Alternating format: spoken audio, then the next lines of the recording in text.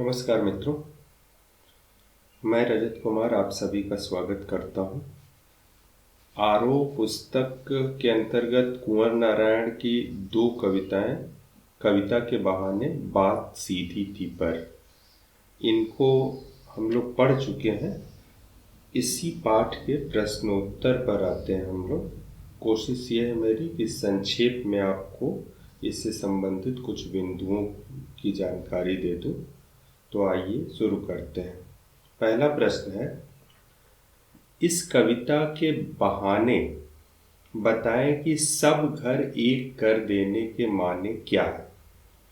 तो इससे संबंधित कुछ बिंदुओं को मैंने आपके समक्ष रखा हुआ है। इसका विस्तार आप उत्तर लिखते समय कर लीजिएगा। मैं यहाँ पर समझा दे रहा हूँ। सीमा का बंधन समाप्त हो जाना। सब घर एक, देखिए बच्चों के मामले में सब घर एक कर देना अर्थात सिर्फ अपना घर ही न रहना बल्कि गांव के या आसपास के जितने भी हैं सभी को एक कर देना, किसी भी तरह के रिस्ट्रिक्शन से को पार कर जाना। तो ये क्या हुआ, सीमा के बंधन का समाप्त हो जाना, भेदभाव नष्ट हो जाना। अब यहाँ भेदभाव किसी भी तरह का हो, जैसे ऊंच नीच, अमीर गरीब, जातिगत भेदभाव, ये सारे भेदभाव नष्ट हो जाना। अपने पराये का भेद समाप्त हो जाना। कौन अपना है कौन पराया है, बच्चों के लिए सभी अपने होते हैं। इसी तरह से कविता के लिए भी सभी अपने होते हैं। कविता में या काव्य या रचना का रचनाकार ये नहीं कह सकता कि ये रचना मेरे किसी एक व्यक्ति या खास वर्ग के लिए है, वह सबके लिए होती है। जिस प्रकार से बाल मन भेदभाव नहीं स्वीकारता, वैसे ही कविता भी पाठकों में भेद नहीं करती। अगला प्रश्न, उड़ने और खिलने का कविता से क्या संबंध है। देखिए, उड़ना चिड़िया से संबंधित है और खिलना फूल से संबंधित है। तो दोनों बिंदुओं को एक बार देख लेते हैं। चिड़िया की उड़ान पंखों से है और कविता की उड़ान कल्पना से है। इसको आप समझ गए। इसी प्रकार कविता स्थान काल की सीमा लांघ जाती है, लेकिन चिड़िया ऐसा नहीं कर सकती। चिड़िया कुछ क्षेत्र या कुछ खास दूरी तक को तय कर सकती है, लेकिन कविता क्या होती, कालातीत होती, काल की सीमा अर्थात समय की सीमा के परे चली जाती है। फूल के संदर्भ में देखें, फूल अपनी सुंदरता व सुगंध के कारण सुखदायी होता है, लोगों के आकर्षण का केंद्र होता है। कविता अपने रस और मानव कल्याण के भावों व संदेशों के कारण सुखदायी होती है। तो दोनों में बराबरी है। फिर भी अगर आपसे यहाँ दोनों में अंतर पूछते तो फिर वही सीमा की बात हो जाएगी कि फूल की सुगंध या खुशबू सीमित है। सीमित का मतलब उसका समय सीमित है, कुछ काल के लिए ही होगा। लेकिन कविता एक खास समय तक के लिए नहीं रह सकती, बल्कि वह समय की सीमा के आगे जाती है। प्रश्न 3, कविता और बच्चे को समांतर रखने के क्या कारण हो सकते हैं। अब देखिए, ये सारे बिंदु दोनों पर लागू होते हैं। अलग अलग कर दिया है, बच्चे के संदर्भ में, कविता के संदर्भ में। ये सिर्फ बराबरी दिखाने के लिए किया गया है। आप इन बिंदुओं को देख सकते हैं। रचनात्मक ऊर्जा से भरे होते हैं कौन, बच्चे।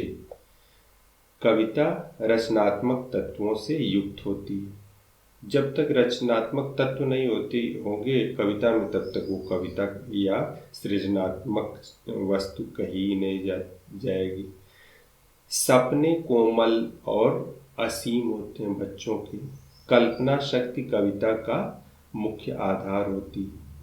उसी तरह से सीमा के बंधन से मुक्त होते हैं। बच्चों के लिए अपना पराया का भेद नहीं होता। और उसी तरह से जो बात अभी कई बार कर चुका हूँ, क्षेत्र व काल, काल यानी समय की सीमा को कविता या काव्य या सृजनात्मकता जो भी हो, यह लांघ जाती है। कविता के संदर्भ में बिना मुरझाए महकने के माने क्या होते हैं? तो कुछ खास पॉइंट हैं, इन्हें देख लीजिए। कवि का मानना है कि कविता कभी मुरझाती नहीं, अर्थात वह अमर होती है। समय बीत भी जाए तब भी कविता का प्रभाव वैसा का वैसा ही होता है। लेकिन फूल का प्रभाव समय बीतने के साथ धीरे धीरे कम होने लगता है और एक समय ऐसा आएगा कि नष्ट हो जाएगा। समय बीतने पर लोग कविता को भूल नहीं जाते, लेकिन फूल को भूल जाएंगे। वह कालजयी बन जाती। कालजयी शब्द का बार बार प्रयोग कर रहा हूँ, ये कोशिश करें कि आप भी याद कर लें। इसी कारण उसकी खुशबू क्या है? मानव कल्याण का संदेश वही है। कविता की खुशबू बरकरार रहती, अर्थात लोगों के कल्याण के लिए जो भी संदेश दिए जाते हैं वो समय के साथ बदल नहीं जाएंगे या वे समाप्त नहीं हो जाएंगे, बल्कि ये वैसे के वैसे ही रहेंगे। अब ये है अगले वाली कविता से। भाषा को सहूलियत से बरतने से क्या अभिप्राय है? सहूलियत से बरतना यानी जो मुझे कहना है उसको बिना लाग लपेट के, अर्थात बिना घुमाए फिराए स्पष्टता से मैं कह पाऊँ, सहजता से भावों को प्रकट कर पाए, विद्वता दिखाने के चक्कर में न पड़े। ये है सहूलियत से बरतना। प्रश्न 6, बात और भाषा परस्पर जुड़े हैं। बात यानी जो कहना है हमें, जो भाव है, और भाषा जिन शब्दों का उपयोग करके उस भाव को हम व्यक्त कर रहे हैं। किंतु कभी कभी भाषा के चक्कर में सीधी बात भी टेढ़ी हो जाती है। कैसे? वही बात इससे जस्ट पहले वाले प्रश्न के उत्तर से मिलता जुलता प्रश्न है।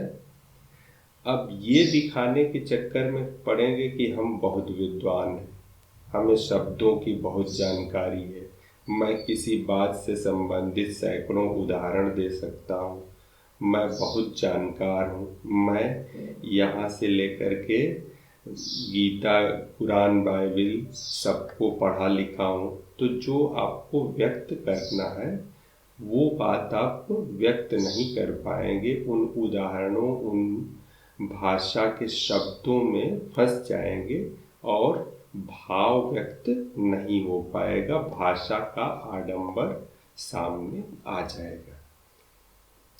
अगला प्रश्न है, इसमें ये मैचिंग वाला प्रश्न है तो मैंने इसको सीधा कर दिया है, आप इसे देख लीजिए। बात की चूड़ी मर जाना यानी बात प्रभावहीन हो जाना। ये व्याख्या के समय देखा था आपने, व्याख्या वाला अंश अगर अभी तक नहीं पढ़ा है तो पढ़ लीजिए। बात का पेंच खोलना, बात को सहज और स्पष्ट करना, बात का शरारती बच्चे की तरह से खेलना, बात का पकड़ में न आना। अर्थात क्या कहना चाहते हैं उसका पकड़ में न आना। पेंच को कील की तरह ठोक देना, बात की कसावट का न होना। अर्थात कैसे भी कह देना, काम चलाऊं, बस काम चल गया। अब काम भी नहीं चल पाता क्योंकि जबरदस्ती करेंगे तो काम भी नहीं चल पाएगा।